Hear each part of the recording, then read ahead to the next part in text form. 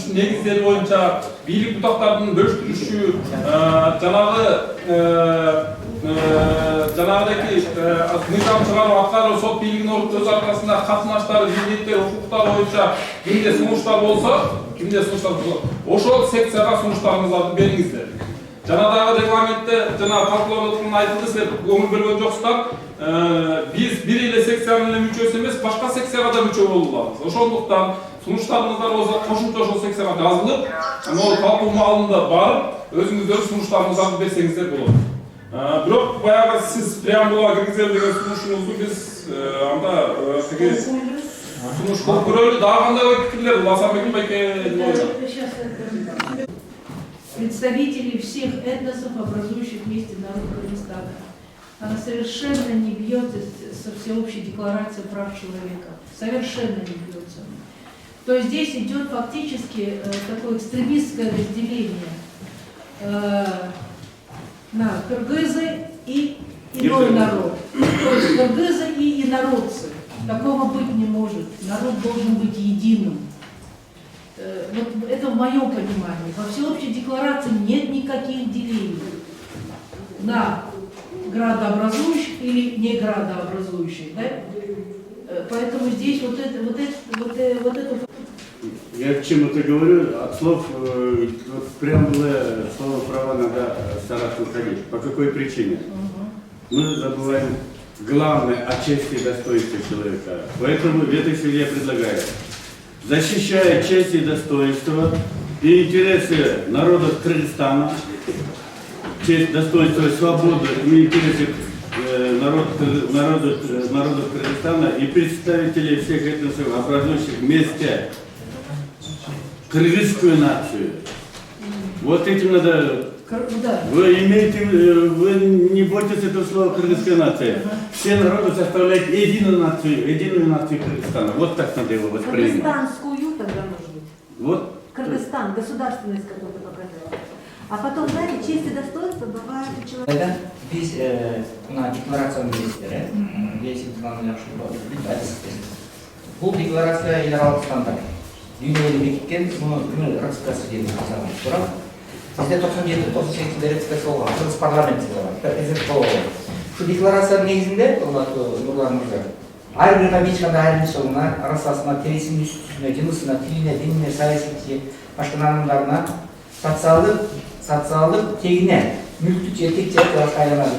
Улутуна деп тұрды. Улутуна деп жазғаннан кейін, бұл Кыргыз өзінше бөлігінгі болбой алады. Потому что бізге декларацияны танысақ, анда болбой алады. Елші тұрғанынан айтқан, мен де айтам, ешті айтады, башқа айтады. Біз Кыргыздарды біз түшінеміз, разработчиктерді. Кыргыз бар, негізін түскен Кыргыз елі, ана башқа елдерді бөлгенде уже бұға тұра келді. Біз Кыргыз үшін береміз. Жақсы сунуш, сіздің сунушыңыз қандай? Мен сунушым тиішінде суnuшу, бұл декларацияның негізінде Кыргыз деп önce бөлінеді. Анда бөлігіне сразу неге қабылдамыз. Уже декларация читтеп кетеміз. Улутқа бөлігі болмайды. Башқа ұлт Кыргызстанның елі түседі. Жақсы сунушпен. Кыргызстанның елі түседі, ошоға жақсы. А потом сейчас очень большая опасность. Айтылды ошол керек.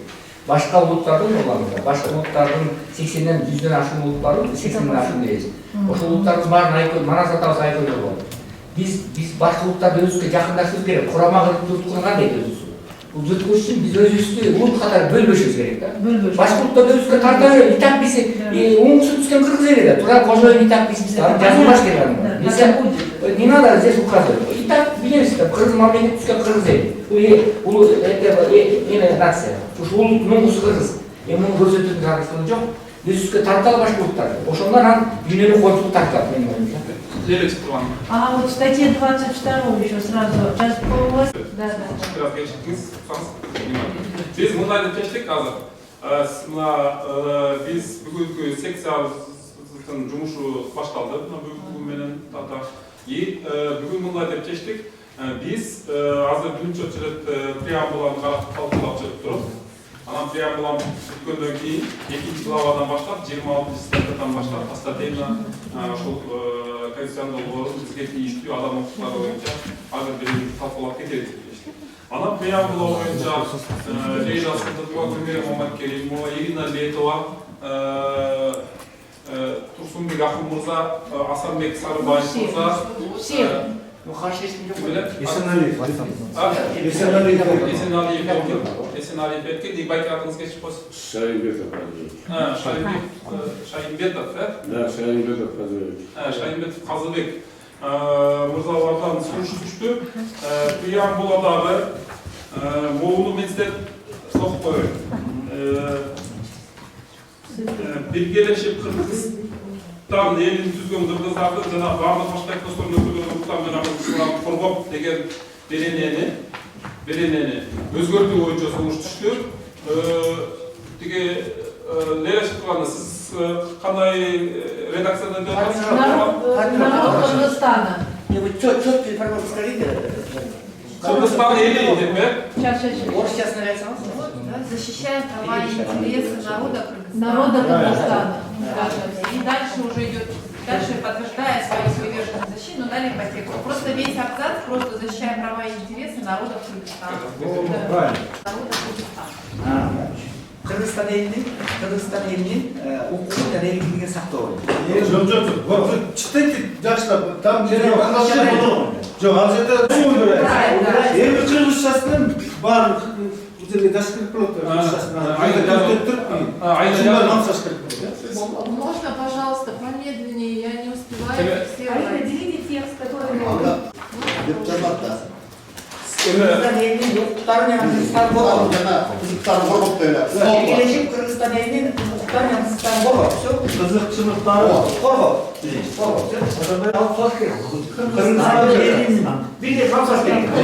Кыргызстан элинин укуктары менен кызыкчылыктарын коргоо. Кыргызстан элинин укуктары жана кызыкчылыктары Аида Маратовна, можно? Аида, скажите. Перевод, пожалуйста. Жаңағы жерде сөз құқықтарын еркіндіктері деген басқа беріледі. Бар ғой, еркіндіктерді табашып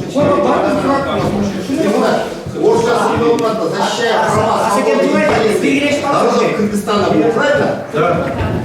А кыргызская будет звучать вот так. Кыргызстан елінің еркіндіктері жаңа қызықшылықтан болды. Еркіндіктер жаңа қызықшылықтан болды. Тура. Ушундай болады.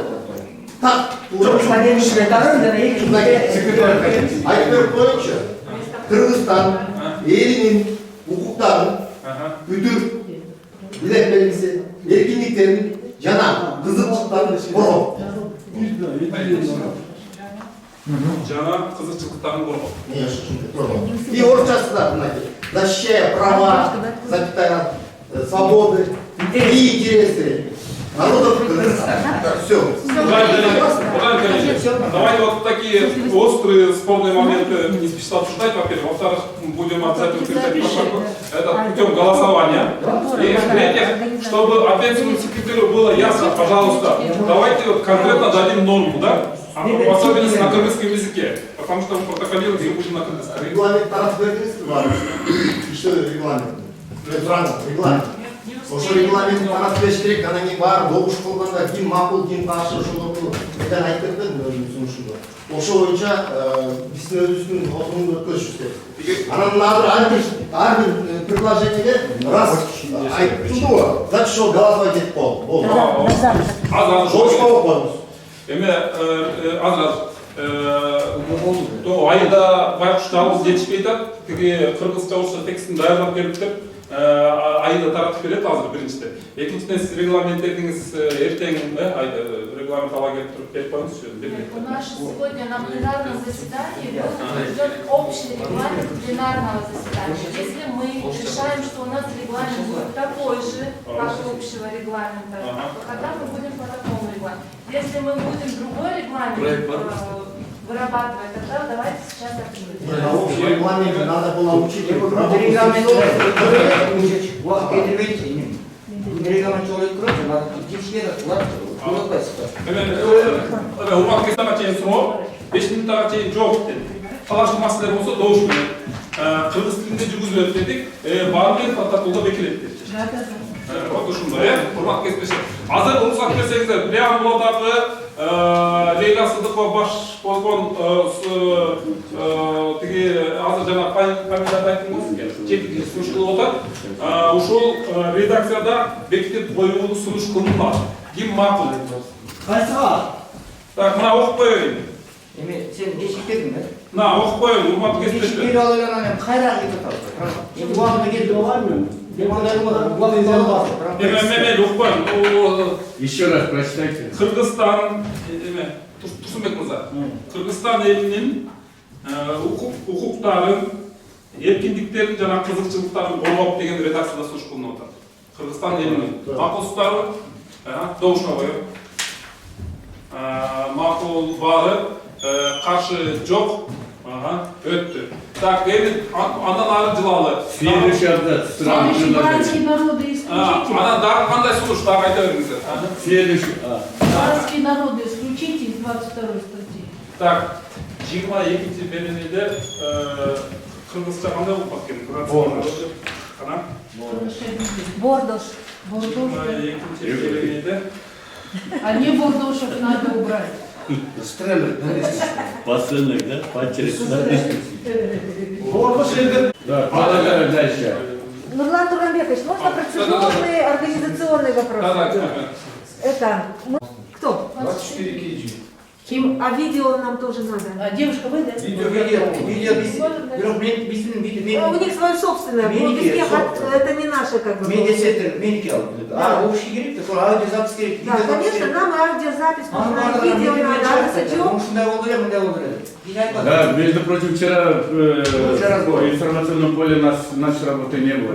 Да, нашей работы вообще не видно. Никто не показывал. Даже не то, что показ, нам для протокола вообще надо, если мы не ведем этот написанный протокол, как Аида сказала, не успевает, нам хотя бы аудио или видеопротокол нужно.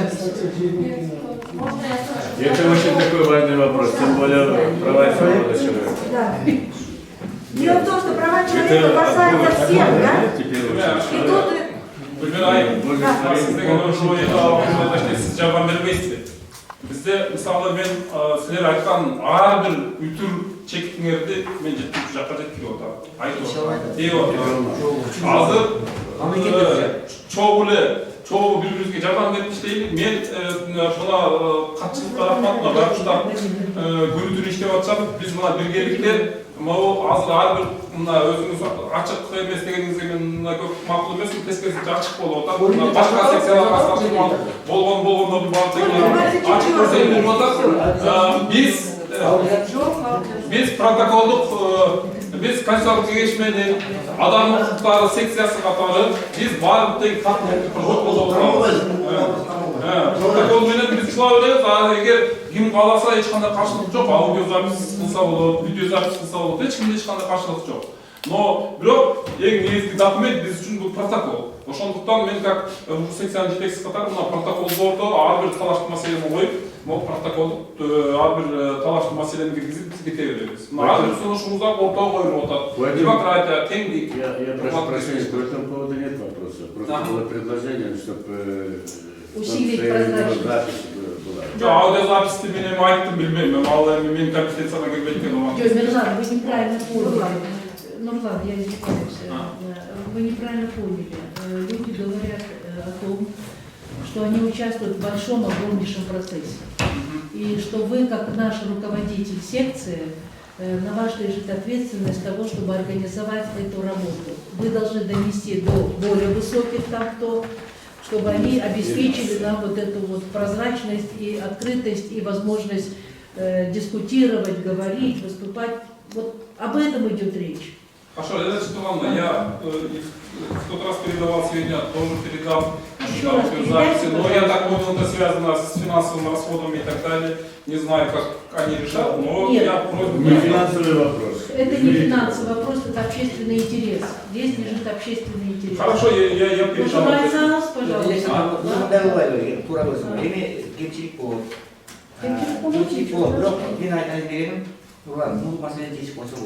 Енді бүгін шешілмей қалыптыр, аудиозапись деп өтіп отырғанша, Биз мына тартып атабыз, ошону эметип туралы, ар жерге тарталып, анан кийин буларга берип коебуз. Туурабы? Саламат эртеңден баштап кийинки да уже мындай болбойт. Это очень важно, потому что то, что мы обсуждаем, это трепещет в обществе, вон там, за окнами. А мы в закрытом режиме сами сидим, они говорят, а что они там сидят, кто они такие сидят там обсуждают. А сейчас, когда они увидят, что мы... Я считаю, что прежде всего национальный канал должен показывать КПРФ, да?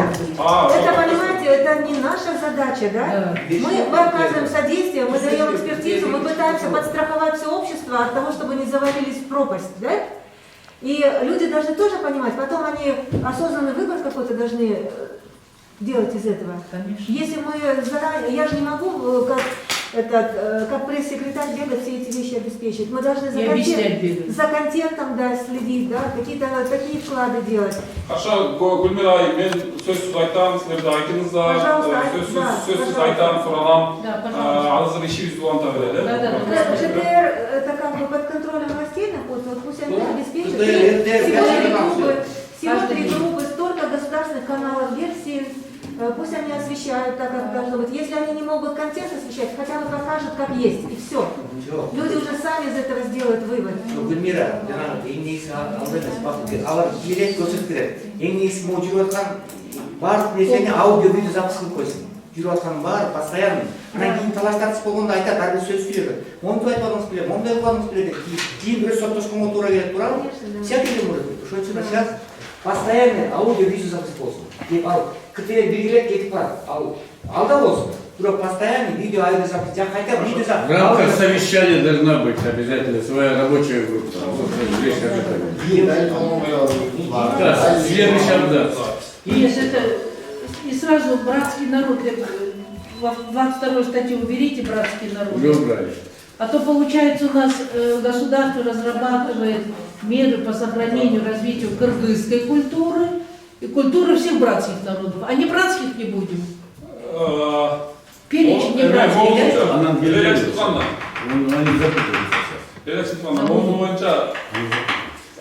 Biz relatif tutanlar. Bu kaç kere dedim? Ayağımda. Çeç olaç, biz hazır bunlar siz 22. bölümüne sunuş berip otasız. 22. bölümüne, 170. bölümüne cana başkanlar bölümüne bizim kompetensiyaga girmey. Biz 26. bölümünden başlap adam hukuklarından erkinliklerini başlap bana bölümlerge biz özlü sunuşlarımızı veririz. Ошондо туура түшүнсөңүздөр, убакыт кесиптешти. Бирок менде бир сунуш бар, ресми турганда. Башка секциялар ошол беремелер туш келген секцияларга берип коебуз. Нет, бизден кетет да биздин секция. Жөн ал өзүнчө, сиз өзүңүз А мен өзүнчө жазам. Бир секцияга берип, булар ал секцияга бийлишпейт. Сиз өзүңүз секцияга ачкан бар. Он наш главнокомандующий. Через него. Он от нашей имени нашей секции передаст другой секции, а там они примут, не примут их дело. Нет, мы должны... Когда дойдем, А я что, письмольку ему отдам? Нет, подождите. Он просит другое. Каждый свое предложение письменно оформляет. Письменно оформляет. O Gülmirayım, Leyla'yım, Yelina'yım, Baykeler, mana bulançı. Moğreki, başka birimlerge tiştүүлөрдү чектөө жок. Biz Конституциялык кеңеш менен укуган баарыбыз теңбиз. Барып ошол секцияга сунушуңуздарды берсеңиздер, жана регламент талкууланмады. Сунуш долбоордун талкуулоо боюнча сунуш. Мына уже биздин үчтөгө топко тиешели да. Биринчи бөлүмдө Кыргыз Республикасынын конституциялык түзүлүшүнүн негиздери көрсөтүлгөн. Ал эми адамдын жана жарандын негизги укуктары, эркиндиктери, милдеттери экинчи бөлүмдө тактоолонот. Бул аталган бөлүмдөрдүн ордун алмаштырсак болобу? Болбойт. Себеп дегенде адам жөнүндө камкордук көрүү мамлекеттин биринчи эң негизги милдети болуу керек. Ар бир мыйзам өзгөчө баш мыйзам, конституция. Адамдын жашоосуна ылайыкталган шарт түзүп берүү болуп эсептелсе. Адам мамлекеттик түзүлүшкө эмес, анын эсебинен мамлекетке тиешелүү көрүнүштөргө кызмат кылбастан аталган көрүнүштөр адамга кызмат кылуу керек. Позвольте теперь на русском языке сказать. Чуть-чуть я отклонюсь от темы. Мы должны создать условия для человека, а не человек создает условия. Может быть, от того, что мы обновляемся, может от того, что мы, наверное, вообще сегодня прозвучало, чего мы боимся обновить свою конституцию. Конечно. Не то, что поменять. не то что обновить, поменять, не надо бояться. Раз такое дело, давайте вот тему, которую мы обсуждаем, несем первую, а то мы опять же все вокруг пляшем от того, кто президент, кто премьер и 5-10. Я не закончил. Нет, я просто фиксирую. Пример. Почему мы должны создать условия для человека? Давайте вот на основе разработки проекта Конституции начнем с этого. Элементарно, мы все жители города Бишкека. Вот здесь вокруг даже академии некуда припарковаться. Мы все хотим жить. У каждого есть автотранспорт. Город Бишкек мы перед дилеммой стоим. Негде припарковаться. Как вы сейчас подъезжаете в эвакуатор, забираете, что нас 1000 сомов штрафуют. Почему мы должны до этого доходить? Ну создайте нам автопарковки ввысь и вниз. Я имею в виду, ну в будущем, вот пример. Почему я должен страдать еще, штраф платить? Мне негде встать, я пришел на работу, опаздываю, мне негде поставить машину. Мне что за это, что я остановился, мне штрафуют. И сдали в мере такое положение. Уважаемые меры, лучше создать нам парковки. Условия. Да. А штрафовать это легче всего. Вот, легче, вы же не дадите разъяснение, что мы все вот эти вот юристы, мы только вот криминалисты, да? Все мы только наказать, отобрать, оштрафовать и кричать «Кама». И сажать. Вот сейчас все кричат «Кама, Кама». Кимди хамать вот этот будущий президент или сегодняшний, кимди хамать? Барын, Кыргызстан барын хамасалсын. Это же не решение проблем. Вот такое предложение. Как это я ставлю на голосование свое предложение. Поменять, местами поменять. Биринчи бөлімінен Үшінші мазып башқаларда ойланып алады. Аты жөніңіз сізде? Есенәлиев. Еркин Шашенбеков. Я тогда, можно, вот, поскольку поднимала чуть пораньше вас руку, да? Да, пожалуйста. Я хочу сказать про то, что вы сказали, да? Про парковки я с вами полностью согласна. Вы сравнители хорошие. Только эти вопросы в другом месте надо решать, давайте там их продвигать. Но в части перестановки главы 2 и 1, да? Дело в том, что такие вопросы возникали в Конституционном совещании 2010 года. Там предлагали следующее, но это касалось других разделов. Там говорилось, что теперь мы будем делать парламентскую систему, и надо парламент с президентом поменять. Чтобы парламент был на первом месте, а значит, президент на втором месте. Сейчас, вы знаете, в Конституции сначала президент, потом парламент, потом исполнительная ветвь власти. Но тогда это решение не прошло. Почему? Потому что очень большая вот эта переделка, перестановка, она просто техническая, но зато меняется нумерация. Да? Это как бы нежелательно для текстов законодательных. Она какая-то устойчивость должна быть, да? Даже если меняется там на президентскую, на парламентскую систему, даже тогда решили не менять вот это парламентский с президентским. Это раз. Во-вторых, это влияет также, в том числе, это новая редакция или это старый текст, в который вносятся поправки, да? Вот вы знаете, сейчас для этих двух процессов нужны, вернее, разные предусмотренные процедуры и разный результат. Если это новая редакция, то это больше 50% и идет оно на референдум. Если это внесение изменений в Конституцию, то это то, что, чем занимается Джохар Кукинеш. Поэтому, знаете, вот я предлагаю не делать вот этих искусственных перестановок и якобы увеличивать вот эту вот как бы новую редакционность этого документа. Потому что фактически, если мы сейчас посмотрим, что было переставлено, да, мы увидим, что речь не идет о новой редакции, речь идет о старом проекте, в котором вносятся поправки. Поэтому, пожалуйста, учтите эти вещи, потому что и наши вот такие предложения ведут вот к таким вот вещам нежелательным. Рахматжон, сіз. Шарингатов Азбек, общественный деятель. Тут, если сказать вкратце в двух словах, Валентина Шашенбековича и нашего уважаемого Демира, знаете, оба предложения правильные, но один момент получается. Вообще-то государство есть две функции. У государства, мы сегодня говорим о государственной власти, да? Создать условия и обеспечить безопасность. Все, больше никаких условий нет для государства. Мы должны исходить из этого. В первую очередь, и в том числе преамбулы, мы даем направление, а потом уже по статейным пошли. А что касается перестановки мест, сумма не меняется, слагаемая. Понимаете? Сумма никак не меняется. Тут должна быть не новая редакция, а вообще новая концепция, основанная на наших ценностях. Вот кто-то там на пленарном заседании сказала, женщина, вот объясните нам, говорит. А что объяснять? Оно у нас все здесь заложено, мы понимаем, что хотим. Поэтому, прежде чем что-то предложить или там, это не замечание той женщины, а исходить из того, что наших собственных вот понятий, то есть ценности человека от Бога. Вот в таком варианте я предлагаю и прошу вас, пожалуйста, рассмотреть того или иного вопроса.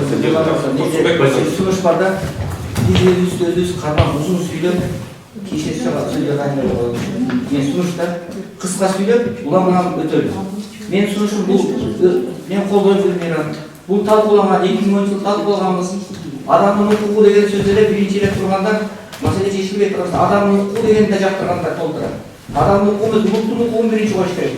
Запад болып кеткен, ипар ел ал дегенді толтырады. Ошон үчүн могу перестройка кылган эч эмес жок. Тура турат ордунда. Ошо ойда калтырып коюш керек. Була менен кайра которгондон эч айырмасы жок. Самый преамбулада турат все. Мен ойлойм ушундай калтырсын и все. Анан кыска сүйлөйчү. Уламын. История айтып Рахмат, азырайып сөз бермесем, дагы сөз берет дейсиз. Ирина Айым. Да, коллеги, ну давайте как бы порассуждаем. Я вот, извините, пожалуйста, я ваше имя учитель. Эркин, да? Ну, смотрите, в вашем предложении есть рациональное зерно в связи с тем, что у нас, когда мы Конституцию читаем, у нас написано, что права и свободы человека являются высшей ценностью, да? Что права человека это выше, чем общество даже, выше, чем государство, да? Потому что, ну, это высшая ценность. Мы должны защищать сначала человека. И высшее общество, да, если человек будет защищен, то у нас и уже дальше и общество будет защищено, и государство.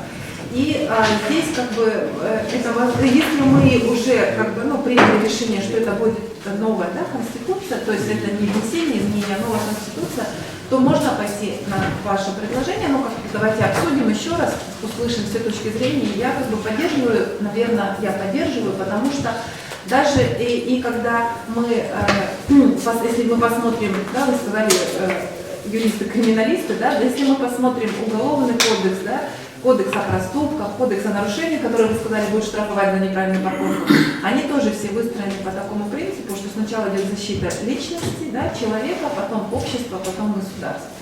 Поэтому, может быть, и стоит начать с прав человека в Конституцию, чтобы показать, что Кыргызская республика очень ценит и уважает права человека, а потом уже перейти там, к построению государства, там, определению, как это будет у нас государство, кем регулироваться, кто будет.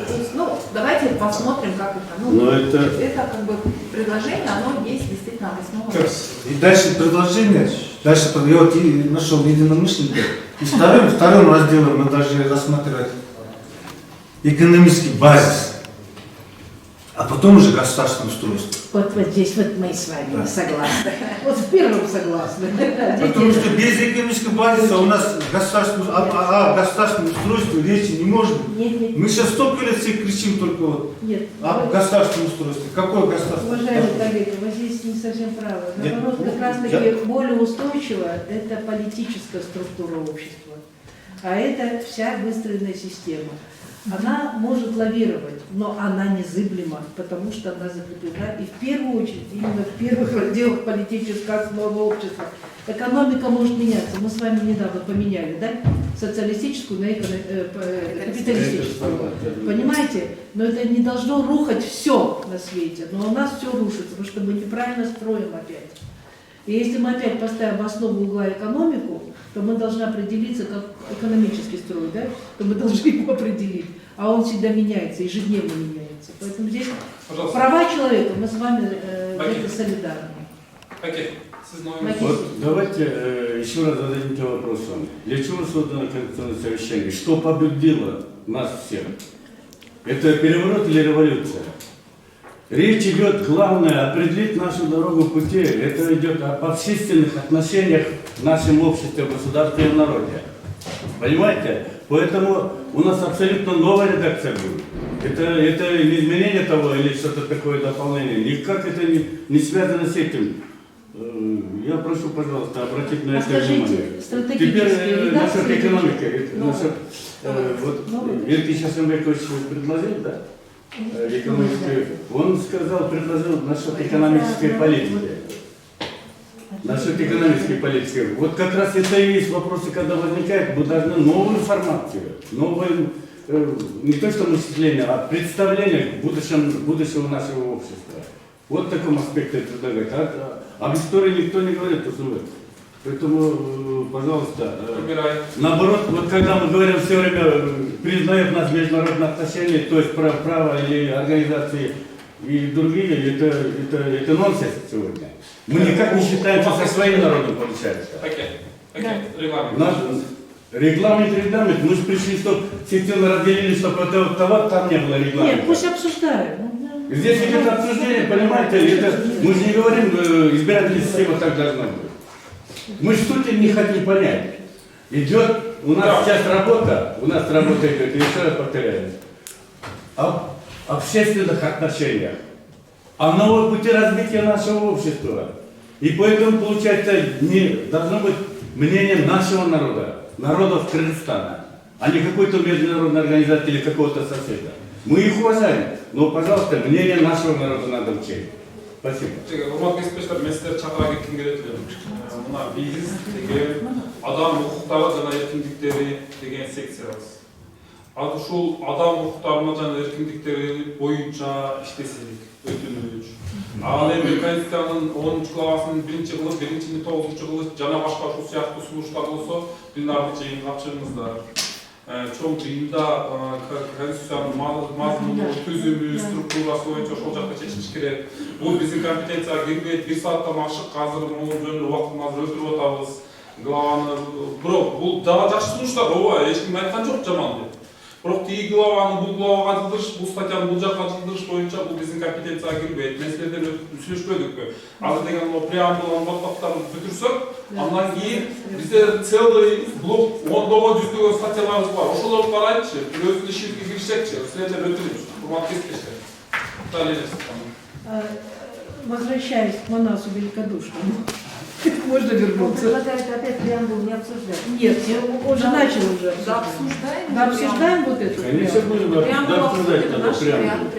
Мы просто предложим наш вариант, он пройдет там на пленарке, не пройдет, вопрос другой. Можно, да? Да. Возвращаясь к Манасу Великодушному, друзья, Манас Великодушный — это эпос. Он культурный эпос нашей страны. Культурное наследие. Это культурное наследие, да. Его можно развивать, как у финнов Калевала. Да, они его в Конституцию не записывают. Вот. Поэтому это как только Манас. Манас — это демократия военного времени. Я хочу... Нет, демократия военного времени. А мы же живем с вами не в период Манаса. Военная демократия. Да, давайте все-таки будем как-то жить в более современных условиях. А никто не говорит, что нам не нужен Манас. Все говорят, да, Манас нужен, он культурологический герой. Наши обычаи, традиции заходятся, поэтому его надо там продвигать. А в Конституции это не требует. Почему? Если мы все, хоть одно слово мы вносим в Конституцию, оно должно найти распаковку в других статьях. Больше нигде, кроме как вот в преамбуле, мы нигде не встречаем Манаса Великодушного. Понимаете как? Вот о чем идет речь. Поэтому зачем зря ветер колосить просто так? Для того, чтобы, может быть, опять сказать, что как здорово, что у нас в университете, например, преподается монасоведение. Это уже преподается. В 11 классе школы преподается. Есть институт. В университетах, научно-исследовательские институты целые есть. В ЮНЕСКО мы зарегистрированы. Ну, еще в Конституцию вносить. Конституция не терпит лишних формулировок. Конституция четко выраженная, да, лишних слов не терпит. Поэтому просто так загружать ее, чтобы потом развивать на какие-то культурологические аспекты, оно и так будет развиваться, не требуется. Спасибо. Вот поэтому позвольте, пожалуйста, вообще мы знали, предполагали, что это произойдет, и это нормально все. Никаких замечаний никому нет, но все это происходит из-за того, что мы не совсем воспринимаем или понимаем слово «монас». В этой связи мы подготовили обращение ровно 2,5 минуты, не больше. Послушайте, пожалуйста, наше предложение или обращение к вам, ко всем нам. Кымбаттуу кадырман кыргыз эли, Манас кудуретинде бул жашоонун багыты жолу болгон окуялар аркылуу адамзаттын, коомчулуктун жашоо ыратын аян аркылуу бизге салыштырмалуу үлгү катары берилип келет. Ошону менен бирге биз сиздерге маалымат берүү максатында Манаска кайтып келүү, Манаска кабар берүү түшүнүгү жөнүндө кайрылып жатабыз. Ушуга байланыштуу төмөнкү сунуштарды пункт коюп таанышып, талдап чыгууңуздарды суранабыз. Манаска кабар берүү дегенди кандай деп түшүнсө болот? Убагында Кыргызстан Коммунисттик партиясы Так, эми анда постатейна 26-чы берилген урматтуу кесиптештер ишибизди баштасак. Так, 24-чү берилди. 24-тө. Экинчи бөлүм адамдын начарлыгын негизги укуктары, эркиндиктер жана милдеттери. Биринчи глава жалпы принциптер. Менде башталган президент аппараттан бир өкүл келип, силердин адиске келип, өзгөртүү боюнча Махамадан мырза келип, мен айткам, юрист катары карагамыз дейт. Карасаңар түшүндүрүп бергиле деген. Түшүндүрүп берип, комментарий беребиз дейт.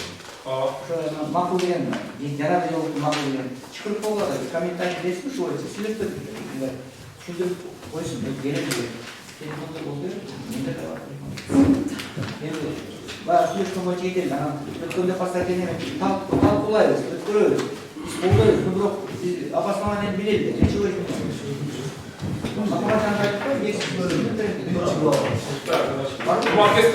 Азыр мына биздин орун басарыбыз урматтуу Темир мырза келди, Махаматжан мырзага.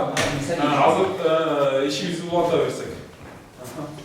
Так, 24-чү берение, биринчи норма, биринчи статья. Урматтуу кесиптештер, бир сыйра ар бир беренияны окуп чыгып, анан сунуштарыбыз болсо айталы, болбосо анан арызлай берели, урматтуу кесиптештер. Биз өткөнсү бизге обоснование кылып айтып берсин, эмне үчүн өзгөрттү. Айтып берсин, анан ошондо баштап анан биз угуп ишенбесе, биз анан өзгөртөлү. Ишендирбесе мурдагы эле пункттарды калтырып коюш керек да. Азыр биз буга кирип алсак, кысарда берип алабыз да. Бирок ишендирсин. Ишенген боюнча биз анда өзгөртөлү. А биз эгер антпесе анда биз зачем талкуулайбыз муну? Биз мурдагы эле калтырып койдук да. Мурдагы эле. Собственно жазылган. Ошолорду калтырып коюш керек. Мына, эгер ишенбесеңер сурап алып бардым. Кай жери мына бул жерде азыр бүт барды азыр кирсек, полный эме болот азыр. Бүт бары алмашылып кеткен, мындай чакшыбеке болуп кеткен бул жерде. А бул мурда карагачы, адам укуктары жана эркиндиктер ажырабыз. Ал ар бир адамга төрөлүүнөн эле таандык деп турат. 16 кишиден. Адам укуктары эркиндиктер кызматтын жогорку балыктарына кирет. Алар түстөн түз колдонулат. Барлык моментте органдардын, жер түзөлүшү башкаруу органдарынын кызмат адамдарынын ишбердигинин мааниси менен мазмунунда турат. Кыргызстан өз аймагынын чегинде, өзүнүн юрисдикциясында турган бар адамдардын укуктары менен эркиндиктердин урматтайт жана камсыз бар. Деп кетип атат. А бул жерде эмне болуп атат? Бул жерде абсолютно башкача болуп атат. Адамдын негизги укуктары эркиндиктер ар бир адамга төрөлгөндөн таандык деп бул кет. Алар абсолютно ажырабыз. Кимдин аналогу кол салуусу мыйзам жана сот тарабынан корголот. Кимдин кол салуусу мыйзам жана сот тарабынан деген уже башка эмеге кирет. Бул уже мына Гүлмиралиев бул башка эмеге алып келет. Бул эмеге кирбейт буга. Үстүндөгүгө бул алдыңкы абзац туура келбей атат. Андан кийин Кыргызстан эл аралык укуктардын жалпы аталган принциптер жериндерине ошондой мыйзамдарда курамдык бөлүү болуп эсептелип эл аралык келишимге ылайык адам бул графа башка кетиш керек. Бул эң аягы эмесинде жыйынтык кыла турган эме статья. Бул алмашып калган моундай. А биз азыр буга кирип алсак, ошон үчүн биз концепциясын түшүнөлү, угалы, анан кийин эгер ишендирсе анан кирели буга. Эгер ишендирсе. А биз азыр ишенбей жаткан талкуулап киребиз. Мен просто өзүм түшүнүп атам. Просто бул эме принцип туура келип жатат да. Өзү мына турат да, даяр турат. Өзгөртүштүн зарасы жок бул жерде. Өзгөртүштүн зарасы жок айланат. Мен өмүр бою ушул жакта келе турган адаммын. Мындай эле өзүңүздөр көрдүңүздөр э, ылдый статьяны өйдөн статья алып берип, муну тияк алып берип, муну тияк алып берип эле кошулган экен да. Анан жалпы концепциясын туура жасап алсак, эгерде адамдыктар эркиндиктерин муну кемитпей, кайра расширитип, кайра керек болсо, мындай күчтөнтүп адам укуктарын күчтөнтүп кана ошо турган статьялар болуштуруп, статья эгерде ошолордун баарын белгилесек, анда абдан жакшы болот деген менин да оюм ушул туура келип атат да. Себеби ушул адам укуктары эркиндиктеринин мына эң көп статья ушунда болчу, туура 55 статья ушунда болчу. 55 статьядан азыр кем отур 15 статья болуп калды. 15 берене азайган, 12 чейин азайган да. Анын ошол жерде эле мына 57-чи беренеде адвокаттар жөнүндө жазылды. Мисалы бар болчу. Анын баары ошо айбат деп канча 15 жылдан бери талкуулап отуруп, эптеп кетишкенбиз. Ошо бөлүшүп алды. А биз алып туруп, кайра эле баягы мурунку ол 2007 жылдар Конституцияның 40 статьясына кіргізіп қойып тұр. Организация деятельности адвокатского самоуправления, сообщества, права обязанности определять законы, кіргізіп қойып тұр. А ең ошол ең үшін не қажеті бар еді? Біз қайра керек болса адам құқығын көтереміз десек, адвокатураның ролін көтеріш дейді. Керек болса біз осы жерде айтқанбыз, конституционный закон қылалық, модель көтерелік, мына адвокаттық запрос деген бар, мынакей бүт Сызычуның бары соқтау менеден болу. Адам құқығы қорғауға адвокат жоқ болғандықтан ошонда болатат деп, ошол проблема келіп көтеріп атат, қайралып тұрып башқа статья қосылады. Мысалы, ошол именно адам құқықтарының еркіндіктерінде біз тұрамыз да. Анау егерде мақұл болса, егерде барымыз и башқа башқа бөлімдегілерді ошол мақұл тура, ошол статьялар арасынан да сіздер ушундай тура кылган келсеңдер бизди колдосо, анда чынында могул кажети жок эле да алмасын.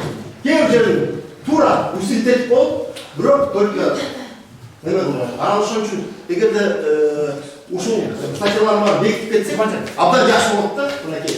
Как раз мына Сайдович келип калды. Жакшы болот. Ошолордун баарын торлап койсок, биз кетебиз жакшы болот. Жеңил кетебиз. Биздин секция негизи кайра керек болсо ошондо жеңилденет. Аябай жеңилденет. Ишибизде жеңил болуп туруп.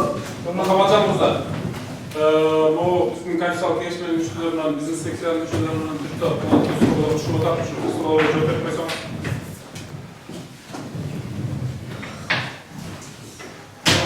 Махамаджан Сайдович. Ему надо обозначить вопрос. Я айтамын, Махамаджан, можно, да?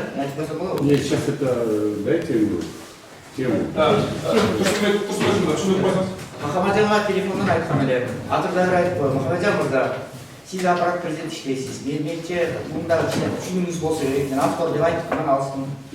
Мисалы, өткөн действующий конституцияда 16 статьяда 49 статьяга чейин адам укуктары эмеси бар. Азыр болсо 24 статьяда 1 статьяга чейин экен. 27 статья болуп калыптыр, 8 статья кыскарып калыптыр. Андан сырткары бүт алмашып, бүт топтор алмашып кетиптир, стандарт сакталбай калыптыр. Мурдагы конституцияда аябай жакшы эле мына, сакталып турат. Азыр мунун өзгөртүүнүн зарылчылыгы эмнеден келип чыкты? Кандай философия, идеологиясы бар? Эмне үчүн же жакпай калды, эмне болуп калды, эмне үчүн өзгөрүлүп кетти ушу статьялар? Ушуну түшүндүрүп берип коебуз мага. Ошонун негизинде эмнеси бар туура эмес? Эмне үчүн мындай? Мисалы бир эле жери, мына бир эле башка айтпаганда да, мисалы эменин немеси адам түшүнүп ушундай да? Барысы эле түшүнүп турат, билип турат, юрист көрүп атабыз. Яктан которгон болуп ошол эле. Могу жерде кечирип койгон, мына 5-эмеде адам окуучу саналып келет да 5-эмени катсаңыз, это я на крымском читаю, на русском тоже. Адамдын 5 пункт, 24 деление, 24 деление, долгого. Адамдын жаран укуктары деген эркиндиктер, улуттук коопсуздукту, коомдук тартипти, калктын саламаттыгын, адабиятларын сактоо, башка адамдын укуктарын эркиндиктерин коргоо максатында Конституция жана мыйзамдар бекитилиши мүмкүн. Ушундай чектер аскердик жана башка мамлекеттик кызматтын өткөрүүчүлөрдөн эске алуу менен киргизилиши мүмкүн. Экөөтөрө мүмкүн. Киргизилип жаткан чектерди көрсөтүүгө максаттарга өлчөмдөр болушу керек. Бул эми объяснение болот да, бул түшүндүрүү болот. А бул жерде биз адамдын укуктарын санап келе стандартты санап келип, кайра бул объяснение кирип кетип атабыз. Объяснение зачем сюда? Бул жерде тыга койду. Бул деген стандарт саналып келе жатат, бул жерде бүт саналып келе жатат. Укуктуу деп саналып келе жатат. Бул саналган боюнча калтырып коет. Зачем муну ортодо объяснение киргизип берди? Анан ушундай толтурат да, ортосуна киргизип берсе. Мен ойлойм, кандай эмненин негизинде Махамаджан, сизди баягы сыйлаган юрист катары өтө күчтүү юристсиз, ертеңдер иштеп жатасыз, туурабы? Я сразу скажу, что я не автор этого документа. Да, я вот это по разделам тоже. Да. Но я попытаюсь я немножко разъяснить, почему так сделали. Но здесь вот над этим документом по каждому разделу работали ученые, так скажем, да, у которых есть докторские степени, это профессоры, это, скажем, профессоры этого дела.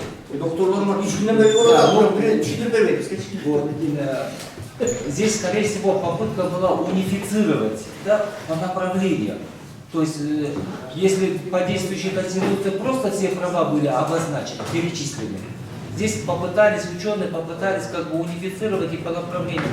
Экономические права закончили, политические права, социальные права. Это вот только попытка в этом. И когда вот это вот закладывали, права и свободы были и в других разделах.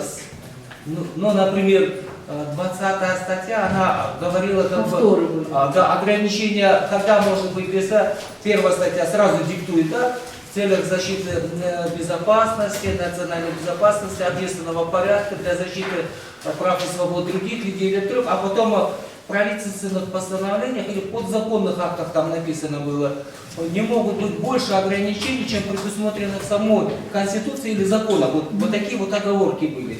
И ученые пытались вот эту вот оговорку, это же тоже связано с правами и свободами, они пытались посмотреть и куда-то вставить этот текст, чтобы его вообще не потерять.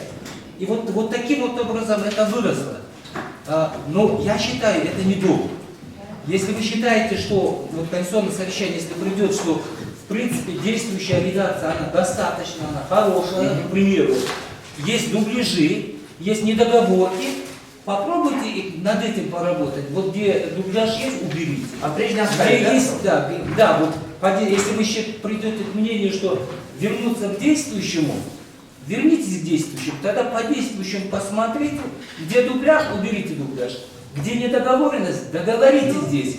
Это первое. И второе. Посмотрите, если есть хорошие моменты вот в проекте, попробуйте их монтировать сюда. Но просто не потерять ничего. Потому что да, было перекладывание, они в разных статьях были. Сейчас, если вот просто вернуться, что-то можем мы потерять. Это тогда скрупулезная работа получится.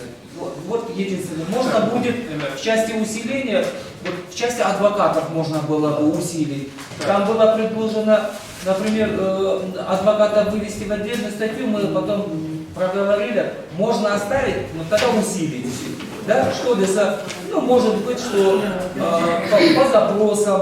по допросам, что обязательно участие, к примеру, да, это тоже направлено на защиту. На практике что происходит? Ну, адвокаты лучше знают, что происходит в отношении между следователем и адвокатом, к примеру.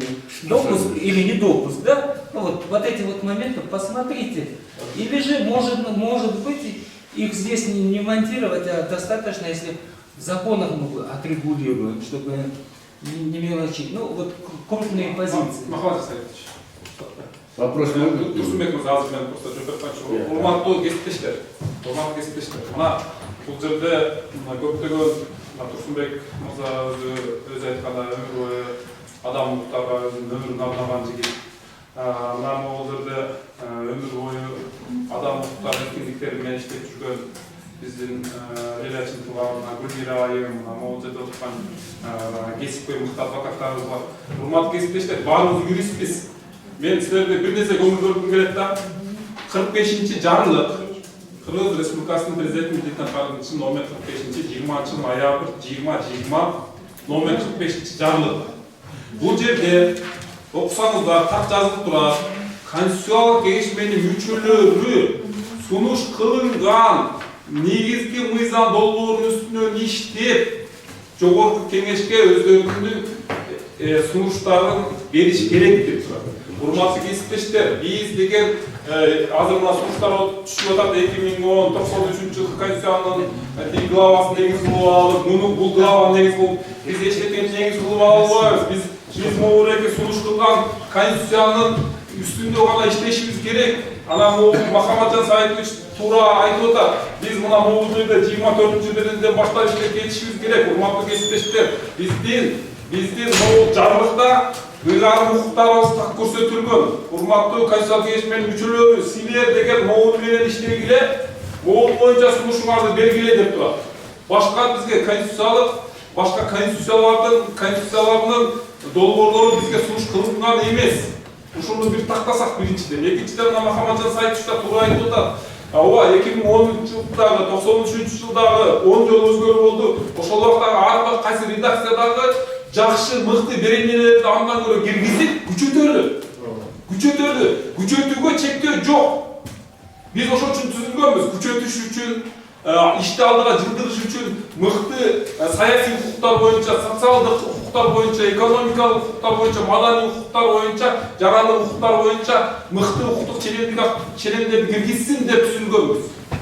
Ошондуктан Биз постатейне кетсек, урматтуу кесиптештер, өзүбүздүн ыйгарым укуктан чыкпасак, биз башка текстти негиз кылып ала албайбыз.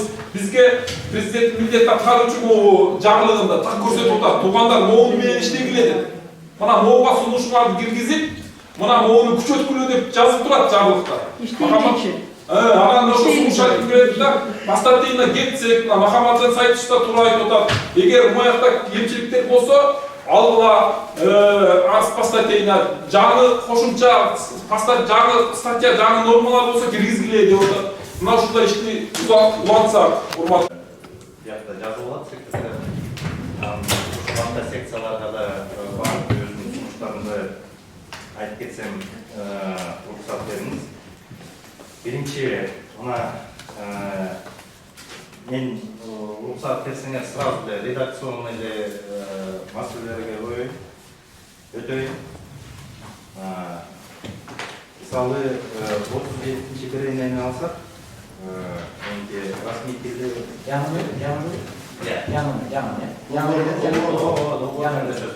биз мына азыр урматтуу секциянын жетекчиси так айтпадыбы, биздин кеңешменин максаттары, милдеттери. Ошон үчүн мен сразу ошо жаңы мыйзам долбоорун жөндөсөк болуп атат да. Мына мисалы 37-чи берене 4-чү бөлүк граждане Кыргызской Республики имеют право на забастовку, порядок и условия проведения забастовок определяется законом. Здесь речь идет, первая, вторая, третья часть, речь идет о праве на свободу мирных собраний, то есть в основном речь идет о мирных собраниях. Потом четвертая часть, почему-то речь идет о забастовке. Ну, наверное, забастовка, она чисто логически должна быть расположена после положений, направленных на право каждого гражданина на свободу выбора труда. Да? Вот в этой части, пожалуйста, посмотрите. В принципе, предыдущие, точнее, действующая конституция, она в этом исключении изложена. То есть где-то это в статье 40, наверное, должна быть эти нормы. Далее, 48-я, да? Часть 5. С момента задержания лица обеспечивается безопасность, предоставляется возможность защищать себя лично, пользоваться квалифицированной юридической помощью адвоката. Вот здесь мы тоже, наверное, свою позицию еще дадим. Как вы знаете, в Кременчуге есть централизованный орган, Центр по координации гарантированной государственной юридической помощи. Действующей редакции предусматривается то, что не только услугами квалифицированного адвоката можно пользоваться, но и услугами защитника. То есть это два разных понятия. По ОПК же только адвокат, Марат Тургумбаевич. По ОПК только адвокат со стороны обвинения. Ну, только здесь, потерпевшим может быть не адвокат, а остальные здесь, только адвокат.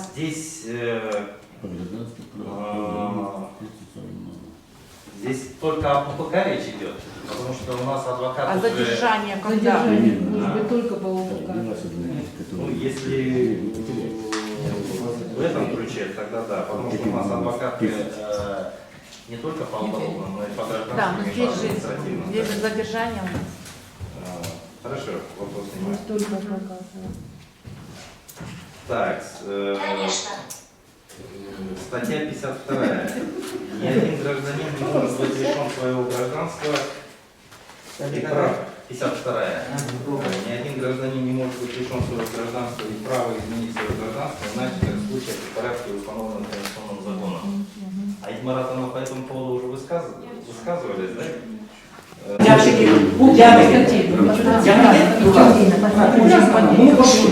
Мудагана қалып кетпеске, мұны қошып қойса, прикрыл, уже толып талқылады.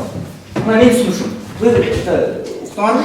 Вот последний, это емесі, гарантия деген бар. 46 статья, қатысыңа? Невеса Петровна, посмотрите, 46 статья, вот насчет гарантии. 46 статья. Вот, начиная от 46 статьи до 50 статьи оставить, очень хорошо написано, новые редакции. Я, например, поддерживаю. Это как приложение, как добавление и старое. Это добавление полностью, я так думаю, что нормально. Когда в старой конституции, я имею в виду, действующей нет. Это нормально написано?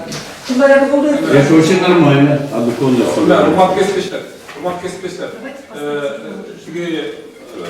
Турсунбек мырзанын суроолоруна мына бир топ суроолор болуп келип жаткан жагында эми азыр мына президенттик аппараттын укук бөлүмүнүн башчысы Махамаджан мырза, Кыргыз Республикасынын өкмөт мүчөсү, Адилет министри Мурат мырза келип жооп берди. Эми мына жамыкка ылайык biz öz işimiz bulansa, pastateyine geçse, ana normal kesipleşler 24. belirliden başlarına özün işimizi başlasa, eğer buna Adalet Ministri daha, Prezident Kapat ögürlü de ağzı ayıptı, eğer yetişmegenler bolsa, cevap bolsa, onun konstitusiyonel sıraya ayıptanlar bir mesele unutulsa, pожалуйста, hoş olur. Özün suçlarımızı verelim, kemçiliklerini gösteriliyor. Belirleri boyunca işteyle, matlığı kesipleşler anda, işimizi ulandık anda, 24. belirliden başladık. Ирина Айым, начинаем с 24 статьи. Есть ли у вас предложение по 24 статье? Гульмира Айым, у вас есть предложение по 24 статье? У нас нет. Уважаемые коллеги. Так, Айда, начинаем с 24 статьи. Так, 24 белirlение боюнча, жалпы принциптер боюнча, по основным принципам, по общим принципам есть какие-то предложения, уважаемые коллеги? По 24 статье. 24 статья айтады? 24 мен ошо адамдын негизги укуктары эркиндиктери ар бир адамга төлөлгөндөн жай таандык. Эмне башка точка болуп коюш керек. Абсолют ажырагыс, аргинин болосу болсо алган мыйзам сотталган сокот дегендин жабырчылыгы жок. Алсаш керек. Жабырчылык. Бул башка атсалыштын заманда көрсөтүлгөн. Кийинкилерде бар. Кайталанган дейсиңер. Мунун кошумчалыгынын кереги жок. Алсаш керек экинчи предложение. Мен оюм сен сунуш керек жатам. Так, ребят. Биринчиден таандык деп эле конкретный. Мырза сунуш берди, Ирина Айым жооп айтайын. Нет, если, пожалуйста, закончите после вас. Я закончу. Закончим. Тогда вот у меня по 5-й части этой статьи. Вот смотрите. Сейчас. Ирина, я извиняюсь, но сейчас, вот его предложение закончим. Вот уважаемый Турсунбек Мырза предлагает, кто на кыргызском не понял, в 24 статье пункт 2 исключить. То есть в первом пункте 1 два предложения. Он предлагает исключить второе предложение. У кого какие предложения? Уважаемые коллеги, прошу вас максимально сконцентрироваться. Это очень важная норма. Турсунбек Акунча, почему вы хотите предложить? Пожалуйста. Bizler zaten böyle ortamdan alıp konuşacak oturulğanda ürünü tutar. Bazı yerine kadar Orus'un konuşacak sızmatından ürünü tutar. Talaş yok. Biroq bu yerde eğer katıra turgan bolsa, absolutluk degen sözü biz çeksiz dep koturup kollansak ne olur? Çeksiz Урмат кесиптештер, мен де сунуштар, бул норманы калтырсаң себеп дегенде адам укуктары ар бир адамга чынында эле төрөлгөндүгүнө таандык. Анын негизги укуктар эркиндиктери абсолюттук деген маани деген мындай деген маанини айтып отуруп да, что төрөлгөндөн ал ажырагыс өзүнүн төрөлгөндөн инсан катары пайда болгондон баштап анын адам укуктары өзү менен ошо байланышкан, өмүр бою бирге деген маани туюлуп атат биринчиден. Экинчиден мыйзам жана сот тарабынан корголот деп мындай жакшы норма турат. Я поддерживаю вот эту статью, то есть этот пункт надо исключить.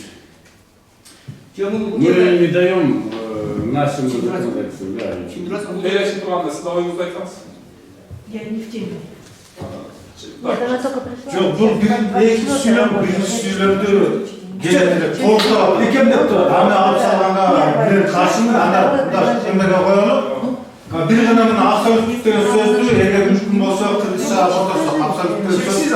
Бірлер честь жағандай. Ажырағыс деген бір ғана түсініп тұрады. Абсолют дегенде бұл как будет звучать абсолютно? Клево, не клево, что ли? Смотрите, у нас права человека, да, вот первая часть говорит основные права, да? Они принадлежат каждому, они признаются абсолютными. Ну, конечно, основные права абсолютные. Право на жизнь. Как мы можем право на жизнь ограничить? Мы что можем сказать, что вот если у нас начнется там военная какая-то война, значит ты будешь умирать. Но есть основные права, которые являются абсолютными. Вот я хотела как раз развить эту мысль, что вот в действующей Конституции, да, есть перечень прав, которые четко определены, как прав, какие права не подлежат никаким ограничениям. И вот здесь теперь вопрос. Может быть, мы вернем, ну, посмотрим тот перечень и посмотрим, необходимо ли его вернуть сюда, потому что там есть четкий перечень, чьи права не могут быть ограничены. Право на жизнь, пытки, да, потом там еще какие-то, там целый перечень, который нельзя ограничивать. А здесь у нас теперь, если мы от этого перечня ушли, тогда мы можем сделать так, что и право на жизнь может быть ограничено в рамках вот по 5-й части, там, общественный порядок, защита нацбезопасности, то есть мы под любым этим предлогом можем ограничить какие-либо права. Вот это вопрос и пытки, и там другие вопросы. То есть поэтому там проведение опытов, да, над человеком, это право, которое запрещено, да. Поэтому, может быть, мы вернемся к тому перечню, который есть в действующей Конституции, посмотрим и напишем, что вот эти права никогда не ограничиваются. Ирина, очень хорошее предложение, очень хорошее предложение. Уважаемые коллеги, еще какое предложение? Уважаемые коллеги, я вот хочу ваше внимание обратить. Мы сейчас дискуссируем по статье 24, пункт 1. Еще какие предложения? Пожалуйста, очень хорошее предложение поступили от Турсунбек Акул, от госпожи Летовой. Еще да, кимден кандай сунуштар? Урматтуу кесиптештер. Нет, в смысле, вы про первый пункт или второй пункт? Третий пункт. Третий пункт должен остаться. Я про второй пункт. Урматтуу кесиптештер. Мына Ирина Айым аябай жакшы сунуш айтты да. Могул 24 беренен 1 пунктун калтырып, андан сырткары мурунку конституциядан кайсы укуктар чектеле албайт деген нормалар бар дейт. Ошону ушул жака алып келели деген сунуш түшүп атат. Мен дагы бул сунушту мисалы жактырып атам. Демек Турсунбек Акул да жактырып атат. Могул 24 беренен 1 пунктун калтырып, андан сырткары кайсы укуктар чектеле албайт деген императивдик нормалар бар дейт. Ошону мурунку конституцияга алып келип ушул жака киргизүү боюнча сунуш түшүп атат. Макулсузбарбы? Анда добушка коет. Так, анда айына мындай деп болду. 24 беренен 1 пунктун өзгөрүүсүз калтырып, андан сырткары азыркы иштеп аткан 2010-жылкы кабыл алган конституциядагы. Но мне кажется, надо подумать, куда этот текст ставить. Пожалуйста, минуточку внимания. Могул акыт казы сунуштап кылып отуруп, 10 минутта перерыв кылат, да? Да.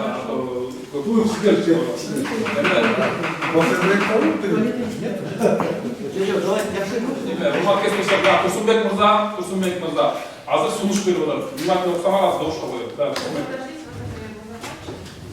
Вот это все проголосовали за. Да. Ошол эле пунктка биринчи пункттун атын алсалар, да? Ошол эле ордуна, ошону уламыз эле. Адам укуктары, эркиндиктер, принципасынын жогорку баалуулуктарына кирет. Алар түздөн түз колдонулат дегенди билиш керек. Анткени бул деген эң чоң баардык нерсе. Ушуну биринчи пункт билиш керек. Это из действующей, не вопрос. Турсунбек мырза, сиз протокол үчүн азыркы иштеп аткан кайсы норма айтып койсоңуз? 16 статьянын экинчи пункту, правильно? Нет, такие пункты есть. Часть вторая, часть первая. Абзац второй, часть первая. Вернуть обратно. Сунуш кылып атат, киргизүү. 24 беренен. Действующий? Да, действующий. Часть первая, абзац второй. Часть первая. Ушуну добушка коем. Ким макул? Макул, десек макул. Жок. Урматтуу кесиптештер. Вот момент. 5 минутта перерыв. Хорошо? До 5 минут это. Жанагы, вот у нас PowerPoint, этот проект репетитора, потому что он колдон болен, потому что мы сейчас на слух воспринимаем неправильно. Да? Хорошо, 5 минут перерыв, давайте вот как раз... В какой статье? Это Это есть, это наше. Мұның бары қалаларына, еларалық стандарттың бары қалаларына болмаған нәрсе. Мұны бұл өшпейді. Америка өзі применяет ветко, все штатында. Пожалуйста, внимание, да? Я тоже за. Только, знаете, мы должны осознать, не для того, чтобы убивать человека, а вот дать понять, что кто посягнул на жизнь человека, он должен почувствовать. Это во-первых. Второе. Хотим мы того или нет, вот этот проект Конституции, она рано или поздно будет приниматься. Это будет Конституция переходного периода. 2-3 года, может быть, не больше 3 лет, максимум 5 лет. Потом будет вместить. Поэтому здесь не надо бояться слова «смертная казнь». Его надо ввести. Мен бұл бойынша сразу айтып қояйын, Адис қатар. Шул смертный казнь Мы не кровожадные. Бәрі айтайын просто. Мен мысалы жұмыскерлердің қату жазаласын мен де қалаймын, бағы тура. Бірақ деген көп мемлекеттер бар, мемлекеттердің 70-тен ашу мемлекеттерде смертный казнь жоқ, 40-тан ашу мемлекетте смертный казнь бар. Бірақ смертный казнь жоқ мемлекеттердегі қылмыштылық тілер арасында ылдиrak. Тура жүрген. Эксперт, юнелик статистика что. Поэтому отменить смертный казнь это нельзя. Это именно оставить смертный казнь невозможно. То, что сейчас написано, я имею в виду, смертный казнь должен отменить. Я так думаю. Смертный казнь алып деген болбойт. Біз қанша талқыладық, башқа қылдық, бұл бойынша еларалық ұйымдардың бары келді, юнелик қомшылық, енді тура түсіндірген. Ең ошондай болады, бірақ деген біз демократия өлкө болгондон кийин азыр смертный казньны киргизсек, анда окуу жагы болот, ачык айтып. Ошону түшүнүүчү бизде сунушталып атабыз. Смертная казнь должна быть, потому что... Урматтуу Конституциялык учёный неме. Можно я доскажу как-то? Вот, уважаемый, я перехожу на официальный язык, да, вот по действующей, то есть по проекту новой, да, редакции Конституции, это 26-я статья, вот мы перешли на 26-ю статью, да, в принципе, она оставляет ту норму, которая была в действующей редакции, да, которую мы вот сейчас пользуемся. Я тоже сторонник, чтобы оставить эту норму, потому что Кыргызстан является участником международных договоров, то есть эти пакты, да, то есть международный пакт 1966 года, они как раз и обязывают, то есть Кыргызстан является участником, подписал это соглашение, да, то есть этот пакт 1994 года ратифицировал, и мы взяли на себя обязательства международные, соответственно, мы должны эти обязательства выполнять. Если вы помните, просто я напомню вам, мы смогли только реализовать обязательства Кыргызстана только с 2010 года, потому что до 2010 года каждый год указом президента, мы помним, да, все знаем, что указом президента продлевался мораторий на статью, которая позволяла применить в действии... С 8 года, наверное? Нет, с 2010 года. Именно в Конституцию 2010 года уже именно такая формулировка была принята. Она оставлена, поэтому это наше международное обязательство, поэтому я согласен со многими нашими коллегами, что мы не должны, как говорится, уйти от международных стандартов, от международной практики, да, и то есть все цивилизованные народы и государства, они у себя вот именно внедряют эту норму. Спасибо за внимание. Спасибо. Еще раз. Что такое цивилизованное государство? Допустим, те же Соединенные Штаты. Что они делают там? А это не хороший вот. Не хороший пример. Прошу вашего внимания, потому что вы ссылки делаете все время на какие-то международные права и так далее. Нам авторитет нужен. Нам авторитет нужен перед своим народом. Да. Не надо говорить, есть самоидентификация, есть самоопределение нации. Мы же не говорим, мы не кровожадные. Я лично вообще не за смертный казнь. Но меры должны принимать. И эта конституция будет, это переходного периода, я вас уверяю. По этой причине только я за то, чтобы вот это слово, то есть убрать смертный казнь, запрещать это. Можно? Уважаемые коллеги, это вопрос, который даже не должен здесь обсуждаться. Дело в том, что мы исследовали, в 2007 году ввели пожизненное лишение свободы. До этого уже был введен мораторий. Да. И сейчас просто у людей непонимание. Сейчас вот коалиция против пыток, они выступают за то, что вот это пожизненное, это страшное исполнение идет там вот, на Лучше уровне убить, пыточных таких, да? Лучше убить, да, как Да, вы говорите, лучше да? убить. Нет, это человек. А вы у них не спросили же, хотят они жить или нет? Они ждут свое помилование, знаете, часть какая-то. И дело в том, что мы исследовали этот вопрос, насколько у нас вот прям вот нету смертной казни и преступность у нас понеслась, да? Ничего подобного.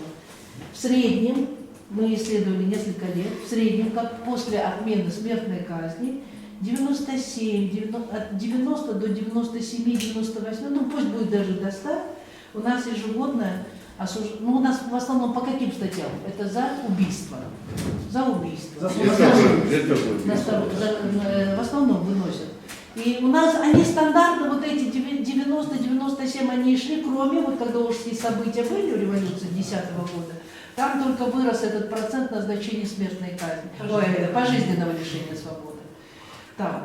Вот. И поэтому оно где-то в среднем, оно так и идет, оно не увеличивается. То есть необходимости такой вносить смертную казнь, она криминологически подтверждается. Другое дело, что вы хотите чисто популистически выйти и сказать, не, давай, видите, как здорово, там есть люди, которые требуют смертной казни. Люди на уровне, вы понимаете, вот опять культурологический аспект. Мы должны держать рамку демократизма, рамку вот такого цивилизационного развития нашего, а не рамку того, что мы будем снижаться до уровня там опять первобытно-общинного строя. Что мы, да, это как здорово. Представляете, Кыргызстан сейчас выйдет и скажет, как здорово, ну, что мы имеем смертную казнь. Ну ничего, это переходный период. Это даже неприлично так говорить, мне кажется.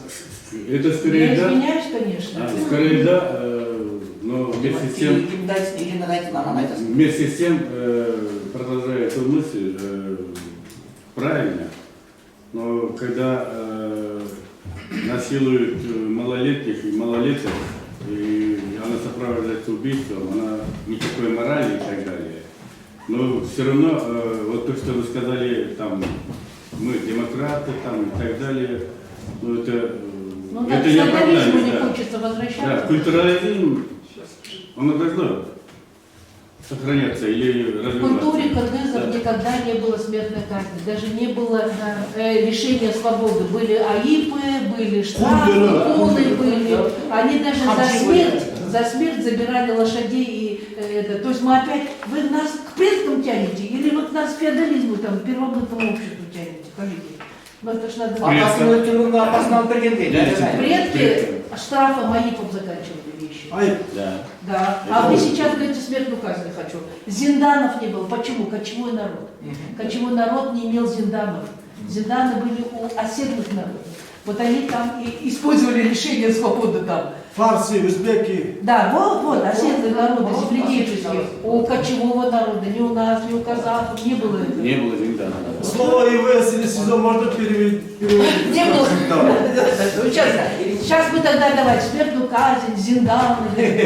Здорово будет. Хамчи. Да. Спасибо. Убедили действительно. Убедила?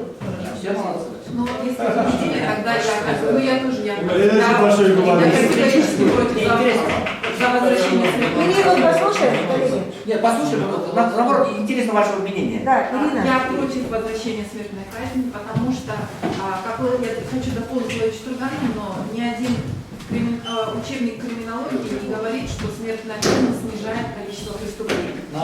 Никогда. И вот ваш пример о педофилии, да, это как раз таки были недавние исследования, когда врачи совместно, да, с учеными, криминалистами, криминологами проводили исследования. Это педофилы, это больные люди, и когда им ставят жертву, да, и уголовный кодекс, они думают о жертве, а не о уголовном кодексе, что там смертная казнь. Вы хоть какое наказание видите, это больные люди, их нужно просто изолировать от общества другими путями, но не лишать их жизни, да, потому что смертная... И еще один довод, да, к тому, что, к сожалению, наше следствие и наша судебная система далека от идеала. И мы не исключаем ошибок. Мы не исключаем ошибок, что невиновный человек будет осужден. И это, кстати, у нас часто бывает, когда человека осуждают по каким-то доказательствам, которые потом вышестоящий суд, хорошо, если он их находит. А бывает так, что проходят года, когда человека потом оправдывают. И эта судебная ошибка, к сожалению, не исключена, и поэтому возврат смертной казни я категорически. И вы знаете, я прошу прощения, это, вы знаете, самое главное, то, что мы введением смертной казни не решаем вопрос неотвратимости ответственности. Вот когда будет неотвратимость ответственности, и они четко все будут свои наказания отбывать, вот тогда от и до, да. Как же это? Для них нет никаких послаблений, нет ни УДО, нет ни амнистии, нет ни помилования, да? Вот тогда и сам работает механизм, что четко будет сидеть, вот тогда вопросов о возврате смертной казни не будет. Но когда система правоохранительная вот так слабо работает, вопросы возврата смертной казни, как будто бы это решение, озарение, это слишком легкое решение. Поэтому это так не должно. Давайте нашу правоохранительную систему делать как положено. Заставить работать. Вот, можно я тоже тогда добавлю коллегам, я тоже против смертной казни, и вы знаете, тоже есть исследования, но уже с точки зрения психологов, да, изучали педофилов, и вообще, вот почему вот эти преступления происходят в отношении малолетних, и там они пришли к очень таким выводам, ну, как бы необычным, да. Педофилы, наоборот, любят детей, оказывается, они убивают их. То есть это другие вещи, да, поэтому там вот Ирина то, что сказала, это больные люди и так далее, я к этому присоединяюсь. И насчет вот то, что Лена Штурганова сказала. Раньше у нас, вы помните, да, максимальный срок лишения свободы был 20 лет, 20, а по совокупности 30, да? Вот сейчас по гуманизации стало 15 лет и по совокупности 20, да? И раньше те, которые по педофилии туда заходили, да, они через какое-то время могли быть амнистированы и могли быть, вот то, что Лечь Струган сказал, и уйти на УДО. И так и было очень часто, что 3 года он отсидел по педофилии и потом выходил, да? И люди удивлялись, то, что вот в соседних дворах они находили этих педофилов, да? Сейчас новые кодексы, они гуманизированы практически по всем вещам, кроме педофилов, коррупционеров и ОПГ, да. Вот по педофилии, там они от звонка до звонка сидят, и не выходят ни по амнистии, ни по УДО. Поэтому в этом плане, в этих кодексах, несмотря что общая гуманизация произошла, в этой части она еще жестче стала, чем раньше. Поэтому куда более, знаете, вот то, что вы хотите смертную казнь, вот как бы то, что они сидят, это намного хуже. И какие для них условия там создаются, вы знаете, да? Поэтому мы предлагаем вам не делать этого. То, что вы предлагаете, Спасибо. Уважаемые коллеги, вот предлагается, мы же обсудили 26-ю статью новой редакции, да? И здесь показывает, вот сравнительная таблица идет, это действующая Конституция, статья 21.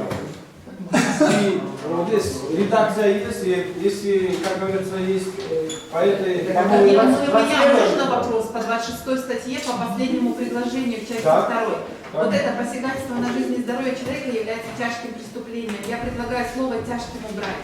Потому что посягательство на жизнь, оно может быть и не тяжким, смотря какой вред здоровью нанесет. Он даже может быть проступком. Поэтому здесь просто нужно сказать, посягательство на жизнь и здоровье человека является преступлением. И все, а слово «тяжким» слово «тяжким» убрать. Да, квалифицировать будет уже по закону. А может быть нет, коллеги, смотри, а дальше, коллеги, смотрите, мы же, у нас есть еще и проступок, там посягательство, там легкое, нанесение легкого телесного, это проступочная вещь, да? А говорить, что это преступление, тогда... Может быть, просто напишем, не допускается? А нет, наказуемо. Может быть, не допускается, напишем? Нет, как что не допускается? Посягательство не допускается, напишем, может быть, так. Запрещается законом. Да, или запрещается, Запрещается законом, или наказуемо надо писать. Понимаете? Потому что сейчас это преступление, но у нас есть еще и проступок уголовный. Недопустимо или не допускается? Да, давайте. Не допускается. Как Конституция пишет? Недопустимо, недопустимо. Запрещается. Нет, там разные, есть это практики и техники, как писать, да, некоторые идут от позитивного, да, там, что жизнь там, это как, Ирина? Наказуемо. Нет, жизнь, она Высшая даже ценность. защищается, высшая ценность говорится. А может через негатив эти формулировки, что запрещать там и так далее, да? То есть Недопустимо. в зависимости, какую мы выберем систему координат. Можно, да? Ну, у нас, уважаемый модератор, у нас же этот закон же основной. Все вот эта квалификация, это подзаконно. И он предлагает применить здесь слово «недопустимо». Запрещается, вот Конституция, мы уже тут бурно обсуждаем права, свободы, и тут же мы, если сюда включим слово, термин, запрещается, да, оно будет как бы ассоциироваться, ну, совсем другим. Не допускается. Не допускается. Как бы вот. Ну да, логично. Не допускается. Да. Это слово не допускается, он накладывает уголовный, вот это обязательно все. А там же есть еще общественный еще. Все. Философия. Ну и философия. Потому что писать только тяжким, тогда и легкий вред здоровью может Тяжкие стать тоже исключают, тяжким да, преступлением. да. Недопустимо. Да, недопустимо. У меня еще Там уже по показаниям судебного эксперта там определяется. Есть уголовно-процессуальный кодекс, есть уголовный кодекс. Урматтуу кесиптештер, 26-нын боюнча оор кылмыш эмес, кылмыш деп эсептелинет деп сунуш болду, туурабы? Анда добушка коём. Кою болду? Нет, вот так посягательство на жизнь и здоровье человека не допускается бегликеты. А там мы зада определим, а за нарушение какое наказание? Конкретизируется. Да, и какие. А кыргызстан Не допускается. Жол қойыңыз. Недопустимо деген жол қойыңыз. Жол бербейді. Жол беріңіз. Я не понимаю. Я сразу не воспринимаю. Жол бербейді. Адамның өміріне жаңағы денсаулығына қол салу, жол берілмейді. Жол берілмейді. Допускается деп адамның өміріне жаңа денсаулығына қол салу, Жол берілмейді. жол берілбейді. Жол берілмейді. Жол берілмейді. Жол берілмейді болады онда. Я немножко информацию дам. Сейчас подготовлен проект распоряжения правительства об образовании лингвистической экспертной группы. Они вот эти вот все, что мы пропустили, они там прочитают. Можно тогда про лингвистику сказать? Давайте мы оптимальный вариант. Просто меня туда включит. Да. Я писатель и поэт 3 книги выпускал. Я хорошо знаю. Жол берілмейді. Жан Саидович, тогда можно сразу предложение? Хорошо, что вы создали лингвистическую группу, но лингвисты должны сидеть здесь. Потому что когда здесь делается текст юристами, там лингвисты там переводят, и не понимая смысла, они напереводят. Но это было всегда тогда. И тогда придется еще повторно переправлять. Лучше сюда посадить, пусть сидят и сразу это делают. Мы там предложили таким образом. Жол берілмейді. Обеспечить периодически. Нет, давайте сделаем состав комиссии. 12 человек? 12. Давайте тогда на каждую По двое-трое. чтобы они сидели здесь, параллельно работать с вами. Правильно, да? Ана кишinin sunuşunu сразу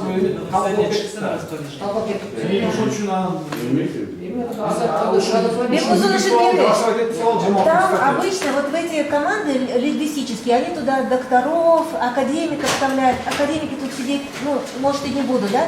Нам нужны еще такие практические, конечно, аппарат президента, правительство, да, такие практики, переводчики, у них же есть сотрудники, Ошолор Герек. Потому что я знаю, та команда лингвистическая, она чисто такая, понты всякие, чтобы сказать, что у нас академики. Да, а сюда нужны нам практические.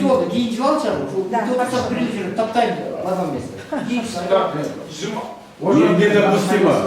Уважаемые коллеги, вот мы обсудили 26-ю статью, предлагаемую редакцию, да? Внесли по второму пункту изменения, где вы дополнили, да, то есть изменили про посягательство на жизнь и здоровье человека не допускается словом, да? А так в целом название первый и второй пункт остаются, да? Недопустимо. Да, пожалуйста. У меня вопрос. Мы второе предложение обсудили и корректировку сделали хорошую, я считаю. Но у меня в первом предложении, как она в жизни будет притворяться. Да. Я хотел немножко проговорить, если формулировка дает адекватно понимать, воспринимать и применять, не вопрос. Если оно где-то может породить какую-то проблему, давайте сейчас посмотрим. Смотрите, каждый имеет право защищать свою жизнь, здоровье жизни и здоровье других лиц от других, от противоправных посягательств. Мечом. Это что означает? Если с учетом возьмем, что Конституция имеет прямого действия, но здесь в пределах необходимого обороны, вероятно, надо дописать. Иначе сейчас мы в законе любое, какое мы напишем, будем конфликтовать с этой частью. Либо мы уменьшим, либо мы расширим. Да, а так он же говорит, главное, ты, если это было противоправно, ты имеешь право, хоть до убийства. И вот так можно читать и понимать. Применять, да. А что ты хочешь оставить? Нет, там записать надо. Я сейчас обращаю ваше внимание на аргументацию. Ставьте запятую перед точкой, нет, второй части. Вот где точка, ставьте запятую и напишите в пределах необходимой обороны. А стоит ли детализировать, а кроме необходимой обороны? А больше нету никак. А что еще? Жизнь, лишение жизни, как защита жизни. Крайняя необходимость не сработает, это исполнение приказа не работает, это жизнь свою защищаешь. Только необходимая оборона. Например, вот это, то, что есть написано, для меня дает возможность, Нурлан, вот, если в пределах необходимой обороны мы предложили, да, это почти. Без этого, получается, я могу взять кол или винтовку, защищать. Понимаете, вот поэтому... Ирина, тогда... Необходимость в этом. Хорошо, мы поддержим. Что означает в пределах необходимой обороны? Там есть свои условия. Ну вот на основе Значит, каким должно быть нападение и каким должна быть защита. Нападение общественно опасно, противоправно, виновное, наказуемо и характер защиты при этом. Он должен соответствовать характеру нападения. То есть, если нападать с ножом, можно отбиваться дубинкой, ножом, чем хотите. Да, понятно. Да. Коллеги. Да. Но если он пришел к вам с тростиночкой, да, по лицу похлопать, а вы застрелите его, это уже будет превышение необходимо. Это и плюс уголовный кодекс. Да, нет, просто в таком концептуальном документе есть необходимость детализации. А если это не детализировать, сказали, что это нормально, много вопросов, что тогда можно взять оружие и спокойно его хранить. А у нас Нет, ребята, в пределах никуда обороны это четкий, кратко очень четкий. Здесь ничего нет. Да, это очень четкие. Автоматизация не просто. Хорошо, уважаемые коллеги, тогда, если мы закончим, на голосование ставим, да? Давайте работать. Статья 26. Предлагаемая редакции. Да, за, спасибо, против, нет, воздержався, нет. Урматтуу кесиптештер, 26-дан мурун 24 менен 25-ти бүтүрөлүкчү. 24-25-ти бүтүрө элекпиз. 24-тү кайтсаңыз, элге көрсөтсөңүз 24. Урматтуу коллегалар, 24-тү карасаңыздар, 24-25-ти бүтүрө элекпиз. 24-25-ти аягына чыгып коелу. 24-25. Да.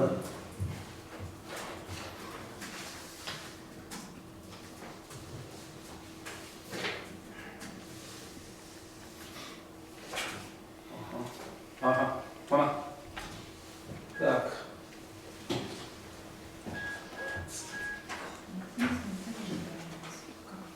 Так. Birinci punkttan değil, ben aytayım, aramızda yetkinlikleri bizde zor valıklara gerek verildi. Hoş, alan üstü düz kullanmak değil de сказал. 16 статья, действующий конституция. Yok. Aa, 16. Şu var, Тура көрсөтөт. Жана, о, evet. Зафиксировал, да? А зафиксировал дейт. Коштуңуздар да? Сиз коштуңузбу? Да, биякта көрсөтүп койсоңуз. Кошуш керек да, кошулган жок. Экинчи абзацтында да биринчи. А сиз моуну деп атасыздар? Не болобу? Моуну бияка деп атасыз, туурабы? Yok, adam muhtarın elektrikleri hızlısı yorup balıklara değil. 16-ta. Моуну, да? Моуну мен кошуп койсоңуз. Алат түстө колдонат деген точка бар. Алат түстө колдонат деген точка. Точканы юласы берилет. Экинчи частын аягында да ошондо? Ооба, экинчи частына. Эме. Балыктар кирет. Ушундай мырза. өзі жалпы эле могу норма өзү комплекс аябай жакшы экен да карасаңыз. Комплекс кетирет туура айтасың, туура. Ал бул бардык мамлекеттик органдардын жумушунун мааниси деп. Эң туура. Я именно что туура айтасың. Я поддерживаю тебя. Полностью. Анан ачсаңыз канабек. А вот там посмотрите в этой части. Нурлан, а вот смотрите, часть 3, она, по-моему, идентична ей. Часть 3 нового проекта. Вот права и свободы. Да. Нет, ниже, вот эти, ага, вот эти, 3. Ошону кусаңыз, бар бекен? Бар экен. Үчүнчү пунктта бар экен. Турсунбек мырза. Бар экен. Бар экен. Бар экен, ага. А принцип бар экен. Үчүнчү пункт точно. Точно, есть она. Анда жолдо коюңуз. Я вам не чуть-чуть рисовал. Что я задавал вас сюда, зачем? Жок, бул эми өзүнчө кетип Анда Я чё турган? Поднять, да? Ну, поднимите. Биринчи абзацын экинчи пунктка кетирди. 24-түн биринчи абзацын экинчи пунктка кетирди. Үчүнчү Сиз мындай деп атасыз, могуну мояка деп атасыз. Мояка деп. абзац болот чөйрөс. Үчүнөр улап койгон. Абзац не пункт, абзац. Абзац эле. Өзүнчө продолжай. Биринчи часть. Биринчи Абзац. Снова строчки. Только имя написал. И все, молодцы. Ну, уже что. Так, урматтуу кесиптештер, 24-cü берене боюнча сунуштар жок болгонда. Жакшы. Так, анда добушка коем. Так, бир добушка 24-cü беренеден анда. А вот эти вставили, которые я предлагала, да? Да. Ана көрсөтүп койсоңуз. А вы не вставили, ее здесь нету. Нет, Они же вроде бы вставляют. Жамболов көрсөтүп койчу.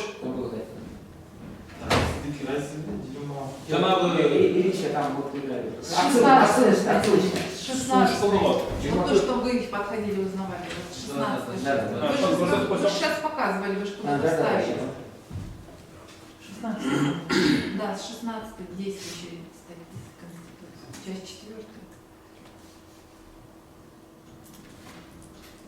Вот, часть 4. Да, слушайте, номер сон был хороший. Это тоже новшество, да, какое-то, наверное, открыл. Я просто открыл. Вот. Нет, 20. 20 действующая. 20 действующая, часть 4. Вот, не подлежат никаким ограничениям. Сейчас надо посмотреть, куда я. Заместитель. А Моулада. Да. Нет, не это. Часть 4. Не подлежит никаким ограничениям. Часть 4, там 10 Ты тогда продиктуй, Ириночка. Сразу. Это не то. Выше поднимите, выше. Еще чуть-чуть ниже. Да, уже сделали, вы же показывали. Да, но только там нету сейчас 24. Где она? Ее надо в 24 ставить. Да. Да, 24. Он не туда вставил, наверное, да?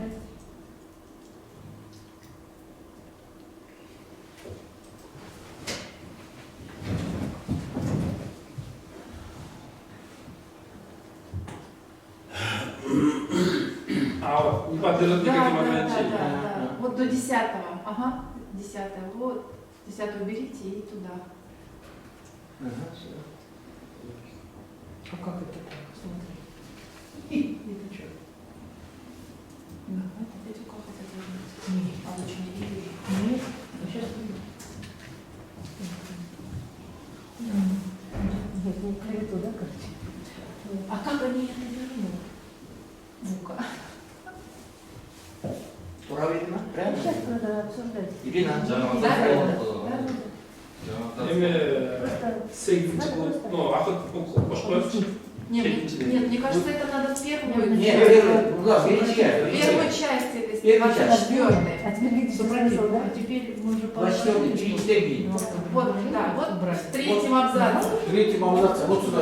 Жамбол, Вот сюда, вот сюда. Просто абзацем, да. Берите абзац, первая статья будет такой широкий, статья хорошая, самый важный. Но это самое важное. Самое важное, Да. правильно?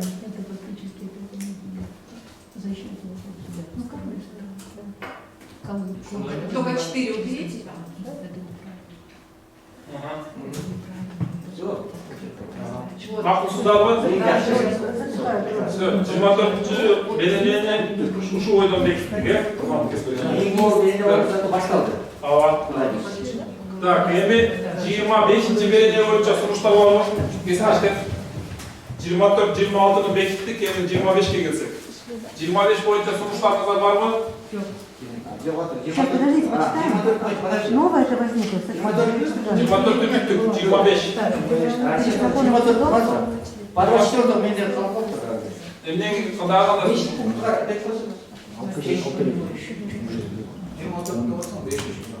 Жаңа редакция, Да, 25-й, вот надо третий пунктом включить. Когда рисовать. Аида, вот эти новшества как-то выделяются, а то не видно, новое, старое, оно все идет как бы...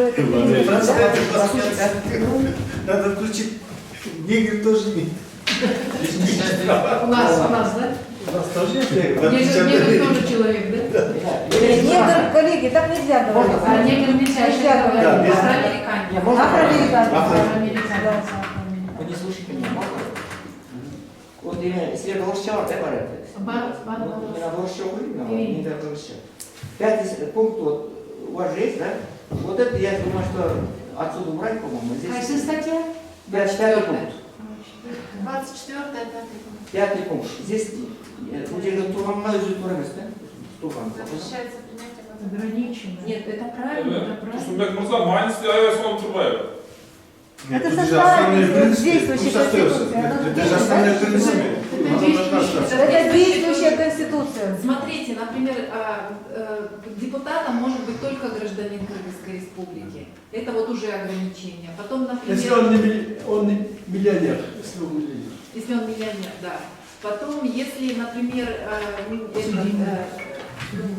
судимость погашена, но правоохранительные органы не берут, это тоже уже ограничение. Поэтому здесь это... Она должна быть. Да, оно должно быть, да. Должна быть, да? Да. Имеет право. Это уже было. Ясно. Это уже было, просто ваш ходил я был. Аккуратно. Это значит, все надо быть честным. Статья все подлежит. Гимназическая тоже так. 25-я статья. Время уже, давайте Димабичти баштавали, или это та же самая, да? Диматат бүтіп, демешті келдім. Жоқ, азыр неме 12 минут қалыптыр. 5-ке чейин. Тоқтатылған, да? Нет. Нет, ну 25-й статья, она легкая, можно уже принять. Хорошо. В том, где если только вы не шутку афроамериканцев не примете, то все, можно принимать. Нет. Куда действующий. Тогда Лет Штургана просит 25-й и 27-й. Да. Çok. Принять по тексту, да? По тексту принять. Да. 20 минут. Нет, 27-й там проблемный, надо... Тогда оставим на завтра. Нет, Лет Штургана. Нет, 25 перейдем Türk olsun. Нет, вы говорите, тема для размышления, вы говорите. Нет, коллеги, давайте 25-ю статью закончим. Давайте, Так, какие предложения? Нету. Нет.